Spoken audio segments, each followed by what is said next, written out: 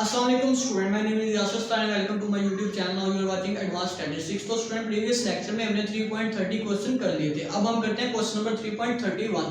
तो सिंपल ये क्वेश्चन 3.30 की तरह का ही है। सिंपल हमने कैलकुलेट करना है geometric mean and harmonic mean. मतलब उसमें भी हमने geometric mean and harmonic mean find किया था, तो इसमें भी हमने सिंपल वही काम करना है, ज्योमेट्रिक मीन और हार्मोनिक मीन फाइंड करना है। हमें ये डाटा दे दिया गया, डिफरेंस इंटरवल दे दिए गए हैं और फ्रीक्वेंसी दे दी गई है। फ्रीक्वेंसी डाटा है, मतलब ये ग्रुप डाटा है हमारे पास। हमने सिंपल ग्रुप डाटा के साथ से कैलकुलेट करना है। ये डिफरेंट इंटरवल है 0 to 5, 5 to 10, 10 to 15, 15 to 20, 20 to 25 and so on 40 तक हमारे पास डाटा दे दिया गया और साथ उसकी फ्रीक्वेंसी भी दे दी गई है। अब हमने सिंपल करना क्या, ज्योमेट्रिक मीन का फार्मूला हमारे पास होता है geometric mean is equal to antilog into summation f log x over summation f।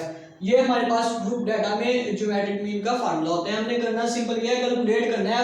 Summation f log x हमें चाहिए। सबसे पहले तो हमें x चाहिए। x हम कैसे निकालेंगे, हम इन दोनों वैल्यूज को प्लस करेंगे। 0 + 5 डिवाइडेड बाय 2 कर देंगे तो हमारा ये x आ जाएगा मिड पॉइंट। इसी तरह 5 + 10 करेंगे और डिवाइड कर देंगे 2 पे 7.5 आ जाएगा। 10 + 15 करेंगे, डिवाइड करेंगे 2 पे 12.5 आ जाएगा। इन सबको हम प्लस करके 2 पे डिवाइड करते जाएंगे तो ये हमारा x वैल्यूज आ जाएगी, x कॉलम बन जाएगा। अब हमने करना क्या है, सिंपल हमें चाहिए summation f log x। x अब हमारे पास आ गया। अब हमें चाहिए समेशन f log x, मतलब log x पहले हमें चाहिए। हम करेंगे क्या, log x वैल्यू लेंगे, log 2.5 लेंगे, ये आंसर आ जाएगा। log 7.5 करेंगे, ये आंसर आ जाएगा। log 12.5 करेंगे, ये आ जाएगा। log 17.5 करेंगे, ये आ जाएगा। मतलब सब वैल्यूज का log ले लेंगे, सारी x की जो वैल्यूज है सबका log करके इधर लिख देंगे। ये सिंपल हमारे पास log x आ जाएगा। लेकिन हमें चाहिए समेशन f log x, मतलब f भी इसके साथ ही हमें चाहिए समेशन f log x। तो log x की जो वैल्यू आई है इसे हम इसे log x की वैल्यू को हम f से मल्टीप्लाई कर देंगे। सिंपल हमने करना ये जो वैल्यू आई है log x की 0.3979 मल्टीप्लाई बाय 2 करेंगे, ये आ जाएगा। इसी तरह 0.8751 को 5 से मल्टीप्लाई करेंगे, ये आ जाएगा। इसको मल्टीप्लाई करेंगे 7 से, ये आ जाएगा। इसको मल्टीप्लाई करेंगे 13 से, ये आ जाएगा। मतलब ऑल वैल्यूज को मल्टीप्लाई करके लिख देंगे, ये हमारे पास f log x का कॉलम बन जाएगा। अब हमने करना क्या, इन सबको प्लस कर देंगे तो ये हमारे पास समेशन f log x आ जाएगा, जो हमें इधर चाहिए। समेशन f log x चाहिए तो ये हमारे पास वैल्यूज आ गई समेशन f log x की। तो समेशन f log x ये वैल्यू आगे डिवाइड कर देंगे समेशन f के साथ। समेशन f हमारे पास ये टोटल सम है फ्रीक्वेंसी का। अब हमने नंबर ऑफ ऑब्जर्वेशन पे डिवाइड नहीं करना, सिंपल हमने समेशन f पे डिवाइड करना है sum of frequency. Sum of frequency हमारे पास ये है, इस पे डिवाइड कर देंगे। नंबर ऑफ ऑब्जर्वेशन हम देते हैं अनग्रुप डाटा में, इधर हमारे पास ग्रुप डाटा है, फ्रीक्वेंसी है, तो हम समेशन f पे डिवाइड करेंगे। जब इन दोनों को डिवाइड कर देंगे फिर इसका एंटीलॉग ले लेंगे तो हमारे पास ज्योमेट्रिक मीन का आंसर ये आ जाएगा 19.80। तो इसे सिंपल हम कैलकुलेट कर सकते हैं ग्रुप डाटा में भी और अनग्रुप डाटा में भी। अब हम करते हैं हार्मोनिक मीन। हार्मोनिक मीन में हमने करना ये है कि सिंपल हमें चाहिए होता है reciprocal of values. Harmonic mean में हमने सिंपल करना ये होता है कि रेसिप्रोकल ऑफ वैल्यूज, मतलब डिवाइड में पहले डिवाइड करते हैं वैल्यूज, फिर रेसिप्रोकल ऑफ अरिथमेटिक मीन। तो रेसिप्रोकल ऑफ वैल्यूज हमारे पास ये है समेशन f इंटू 1/x। तो 1/x पहले करेंगे, 1 divided by 2.5, 1 divided by x करेंगे, 1 डिवाइडेड बाय 2.5, फिर उसे जो आंसर आएगा मल्टीप्लाई कर देंगे 2 पे तो हमारे पास ये आंसर आ जाएगा 0.80। इसी तरह 1 डिवाइडेड बाय 7.5 उसे मल्टीप्लाई कर देंगे 5 के साथ तो ये आंसर आ जाएगा। फिर 1 डिवाइडेड बाय 12.5 करेंगे, जो आंसर आएगा उसे 7 से मल्टीप्लाई करेंगे, हमारे पास ये आंसर आ जाएगा। फिर 1 डिवाइडेड बाय 17.5 करेंगे, फिर जो आंसर आएगा उसे 13 से मल्टीप्लाई करेंगे, ये आंसर आ जाएगा। तो हम एक एक करके इन सबको मल्टीप्लाई करते जाएंगे, हमारे आंसर आते जाएंगे। तो ये रेसिप्रोकल ऑफ वैल्यूज हमारे पास आ गई। अब हमने करना ये है कि रेसिप्रोकल ऑफ वैल्यूज इन सबको जब जमा कर देंगे, सम कर देंगे तो हमारे पास रेसिप्रोकल ऑफ वैल्यूज आ जाएगी। तो हमने करना ये है summation f over summation f into 1/x। Summation f हमारे पास है 75 डिवाइडेड बाय 4.6101, मतलब ये समेशन f इनटू 1/x है।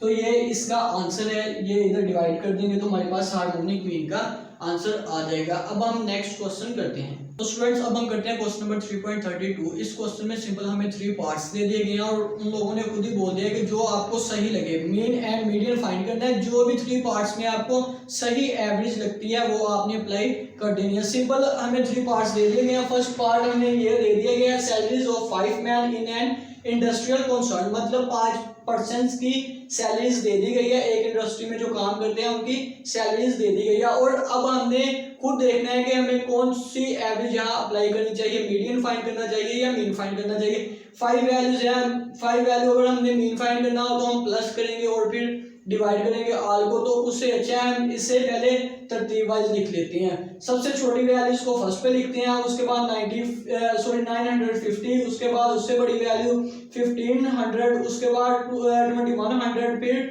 10,000। तो मतलब सबसे तरतीब वाइज इसे लिख लिया, छोटी वैल्यू फिर बड़ी वैल्यू फिर उससे बड़ी वैल्यू, ऐसे हमने इसे तरतीब वाइज लिख लिया। तो सिंपल मीडियन फाइंड करना है, दो टाइप्स हैं मीन और मीडियन, इन दोनों में से कोई ना कोई एक फाइंड करनी है। तो हमने ये फर्स्ट टू सेपरेट कर ली, लास्ट टू सेपरेट कर ली और दरमियान वाली हमारे पास मीडियन होती है। दरमियान वाली जो वैल्यू होती है उसे हम मीडियन कहते हैं। तो ये हमारे पास मीडियन का आंसर आ गया। इसी तरह सेकंड में उसने कहा है हाइट ऑफ 6 बॉयज की हाइट्स दे दी गई है, इंचेस में 64 इंच 65 इंच, ऐसे 6 बॉयज की हाइट दे दी गई है। और उन लोगों ने कहा है कि एवरेज फाइंड करिए। आपने कौन सी एवरेज फाइंड करनी है, मीन और मीडियन, इन दोनों में से एक अप्लाई करनी है। तो इनमें से मीडियन तो हम अप्लाई कर नहीं सकते, हम डायरेक्ट मीन फाइंड करेंगे। इसका सब वैल्यूज को प्लस करेंगे, 6 पे डिवाइड करेंगे तो हमारा ये मीन का आंसर आ जाएगा। इसी तरह थर्ड पार्ट है हैंडीकैप ऑफ 4 गोल्फर्स, वो दे दिया गया है हमें डाटा 4, 18 फिर 20। अब जब हम इसका मीन फाइंड करें तो हम इस 4 वैल्यूज को ऐड करना पड़ेगा हमें और फिर उसे 4 पे डिवाइड करना पड़ेगा। इसलिए मीडियन इधर फाइंड करना जो है वो ज्यादा इजी है, तो हम ऐसे करेंगे ना, हमें ज्यादा काम करना पड़ेगा। दरमियान वाली जो वैल्यूज हैं 4 वैल्यूज हैं, फर्स्ट सेपरेट कर देंगे, लास्ट सेपरेट कर देंगे। तो ये दरमियान वाली 2 वैल्यूज हैं, दोनों को प्लस करेंगे, 2 पे डिवाइड करेंगे और मीडियन आ जाएगा। तो इस तरह हम सिंपल इसे कैलकुलेट कर सकते हैं। अब हम नेक्स्ट क्वेश्चन करते हैं। तो स्टूडेंट्स अब हम करते हैं क्वेश्चन नंबर 3.33। इस क्वेश्चन में सिंपल हमें बोल दिया गया है find median, quartile, 7 decile and 64 percentile, और हमें ये डाटा दे दिया गया है। फ्रीक्वेंसी दे दी गई है और साइज ऑफ शूज दे दिया गया है। फ्रीक्वेंसी नंबर ऑफ पेयर्स था तो हमने उसे फ्रीक्वेंसी कंसीडर कर लिया और हमें साइज ऑफ शूज भी दे दिया गया है। तो अब हमने करना क्या है, हमारे पास इंटरवल्स नहीं है, ना हम इसकी क्लास बाउंड्रीज बना सकते हैं, तो हम ग्रुप डाटा वाला फार्मूला अप्लाई नहीं कर सकते। तो हम सिंपल इसे इस तरह से सोल्व करेंगे। मीडियन फाइंड करना है, मीडियन हमारे पास होता है n/2 + 1 के। जब इस तरह का डाटा आ जाए तो हम इस तरह मीडियन कैलकुलेट कर सकते हैं, n/2 + 1, n/2। अब n कैसे आएगा, हमें कैसे पता चलेगा कि n हमने किधर से कैलकुलेट करना है। हमने करना क्या है, सिंपल कॉम्युलेटिव फ्रीक्वेंसी बनाएंगे। अब कॉम्युलेटिव फ्रीक्वेंसी कैसे बनाएंगे, फ्रीक्वेंसी है हमारे पास फर्स्ट 2, तो 2 ऐसे ही आ गया। 2 को प्लस करेंगे 5 के साथ 7 आ जाएगा, 7 को प्लस करेंगे 15 के साथ 22 आ जाएगा, 22 को 30 से प्लस करेंगे 52 आ जाएगा, फिर 52 + 60 करेंगे 112 आ जाएगा। मतलब ऑल वैल्यू नेक्स्ट वैल्यू के साथ हम प्लस करते जाएंगे और हमारी वो कॉम्युलेटिव फ्रीक्वेंसी बन जाएगी।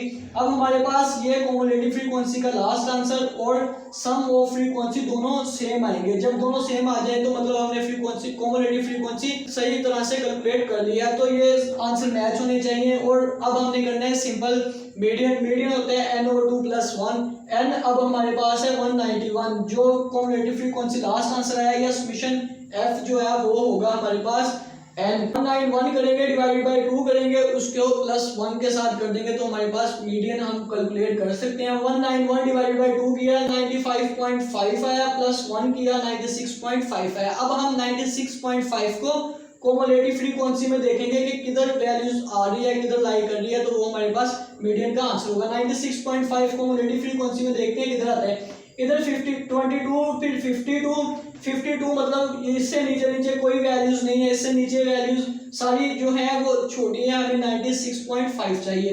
तो 52 से नेक्स्ट है 112, तो 112 में 96.5 आ रहा है, तो 112 में 96.5 आ रहा है, ये छोटी वैल्यूज थी, इधर आ रहा है, तो हम मीडियन सिंपल ये ले लेंगे 7 हमारे पास मीडियन आ जाएगा। तो अब हमने क्वार्टाइल फाइंड करने का कहा है। जब हमें सिंपल क्वार्टाइल फाइंड करने का बोला गया हो, कोई उसने मेंशन ना किया हो क्वार्टाइल 1 फाइंड करना है, लोअर क्वार्टाइल या अपर क्वार्टाइल या क्वार्टाइल 2, तो हमने सिंपल फाइंड करने हैं क्वार्टाइल 1 और क्वार्टाइल 3। जब भी क्वार्टाइल का बोला गया हो हमने क्वार्टाइल 1 और क्वार्टाइल 3 ही कैलकुलेट करने हैं। तो हमने सिंपल करना क्या है, क्वार्टाइल का फार्मूला होगा n/4 + 1। तो क्वार्टाइल में हम डाटा को 4 पार्ट्स में डिवाइड कर देते हैं, n/4 करेंगे +1 करेंगे, तो हम क्वार्टाइल का आंसर भी ऐसे कैलकुलेट कर लेंगे। 191 डिवाइडेड बाय 4 किया प्लस 1 किया, 191 डिवाइडेड बाय 4 किया, हमारे पास 47.75 आया, प्लस 1 किया तो हमारे पास 48.75 आया। अब 48.75 देखेंगे कॉम्युलेटिव फ्रीक्वेंसी में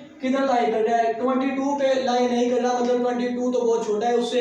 48.75 अब हमारे पास इधर लाई कर रहा है, 22 बहुत छोटा था, अब 52 जो है इसमें आ रहा है 48.75। तो अब हम इधर से क्वार्टाइल 1 जो है 6/1/2 ले लेंगे, तो ये हमारे पास 6/1/2 आ गया क्वार्टाइल 1 का आंसर। इसी तरह क्वार्टाइल 3 में करेंगे, 3 से n को मल्टीप्लाई कर देंगे और डिवाइड कर देंगे 4 से। 3 इंटू 191, क्योंकि n हमारा 191 है, डिवाइड कर देंगे 4 पे, तो हमारे पास ये आंसर आ जाएगा 143.25। प्लस 1 से करेंगे तो हमारे पास 144.25 आ जाएगा। अब 144.25 को हम कॉम्युलेटिव फ्रीक्वेंसी में देखेंगे कि किधर लाई कर रहा है, तो 112 ये तो बहुत छोटी वैल्यू है, 144.25 इधर तो लाई नहीं कर रहा, तो ये अब ये इंटरवल आ जाएगा 152, क्योंकि 152 ही इसमें ही अप्लाई कर रहा है, 144.25 152 में ही लाई कर रहा है, तो हम ये इंटरवल ले लेंगे 152, क्योंकि 144.25 जो लाई कर रहा है वो इस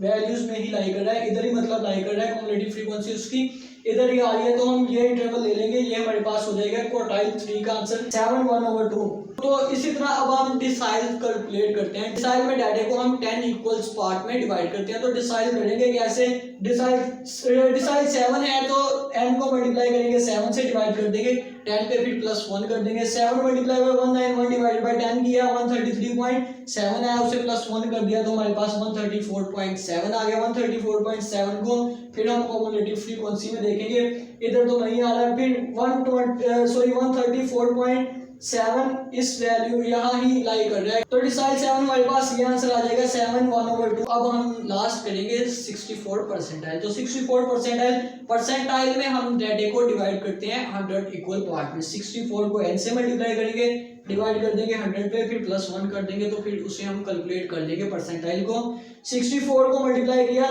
191 से, क्योंकि n हमारे पास 191 है, डिवाइड कर देंगे 100 पे, तो हमारे पास 122.24 आ जाएगा, प्लस करेंगे 1 से, तो ये हमारे पास ये आ जाएगा। इसे अब हम कॉम्युलेटिव फ्रीक्वेंसी में देखेंगे कि किधर आ रहा है, कॉम्युलेटिव फ्रीक्वेंसी में लाई किधर कर रहा है, 123.24 इधर ही लाई कर रहे हैं, तो हमारे पास 64 परसेंटाइल का आंसर आ जाएगा 7/1/2। तो परसेंटाइल हम ऐसे कैलकुलेट कर लेंगे। सिंपल इस तरह का कोई भी क्वेश्चन आ जाए तो हम इसे इस तरह से कैलकुलेट कर सकते हैं। उम्मीद करता हूँ आप सबको समझ आई होगी। इंशाल्लाह नेक्स्ट लेक्चर में मिलेंगे, तब तक के लिए मुझे दीजिए इजाजत। अल्लाह निगहबान।